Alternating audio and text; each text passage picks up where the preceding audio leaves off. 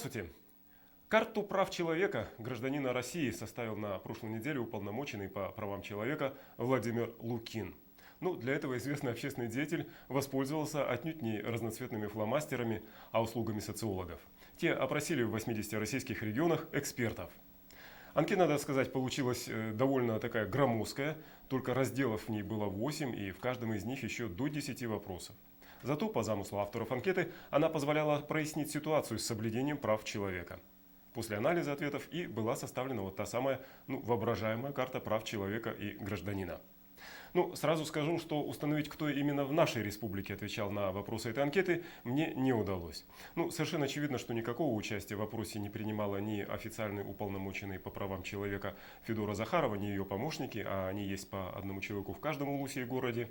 Говорю, в общем-то, об этом с сожалением, потому что некоторые из оценок, которые выставлены нашей республике, у меня, например, вызывают вопросы.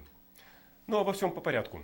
Если иметь в виду Россию в целом, то есть если говорить о температуре средней по больнице, как в известном анекдоте, то оценка многими правозащитниками или диагноз, вот если продолжить эту аналогию со здравоохранением, так вот этот диагноз звучит как явное пренебрежение правами человека со стороны региональных органов власти.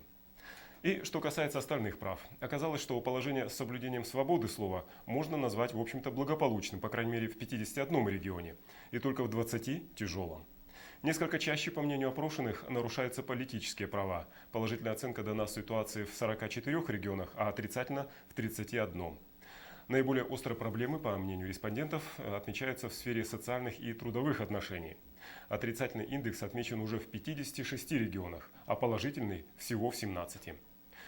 Если просуммировать все, так сказать, баллы, то получится, что наиболее положительный рейтинг, 70 баллов, имеют Чукотский и Эвенкийский округа, Москва и Петербург, наоборот, 20 баллов всего оказались далеко позади. А сейчас о том, как выглядит наша республика на той самой карте прав человека. По общей оценке соблюдения прав человека в Якутии наша республика набрала 40 плюс 40 баллов и заняла 70 место. Поясню, что количество баллов могло колебаться от минус 100, то есть абсолютно плохо, до плюс 100, исключительно хорошо. Как видите, вот эти наши плюс 40 баллов, это значительно лучше, чем, не так, не сяк, скажем, если бы это был 0 золотой. Лучше нас дела обстоят с правами человека только в Ульяновской, Кировской областях, в Чувашии, в Карелии, в Белгородской области, Таймырском автономном округе, Еврейской автономной области, Эвенкийском автономном округе, Алтайском крае и на Чукотке. По такому показателю, как позиции региональных органов власти в отношении соблюдения прав человека, эксперты выставили Якутии 0 баллов, то есть ни то ни сё. И вот с этим нулевым балансом мы оказались на 44 месте. Оценка общей ситуации с соблюдением прав человека в нашем регионе была оценена в плюс 50 баллов, это 61 место.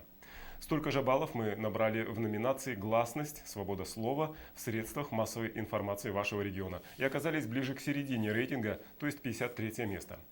Наименьшее количество баллов наша республика набрала в номинации «Соблюдение основных социальных и трудовых прав» – только 12,5, и все-таки оказалась на 67 месте, в общем-то не так мало, я бы сказал.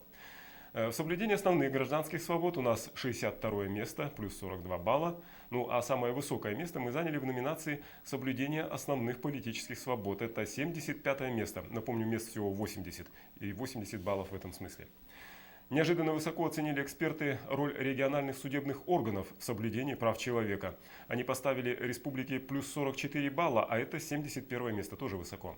И, наконец, положение с правами лиц в местах принудительного содержания. В Якутии эксперты оценили в 31 балл, что позволило нам занять 45 место. Примечательно, что, кстати сказать, в последней номинации анкеты экспертов 3 субъектов Российской Федерации, это в республиках Горный Алтай и Дагестан, а также в Курской области, ответов не было вообще. То есть, видимо, так надо предположить, там проблемы очень и очень даже не маленькие.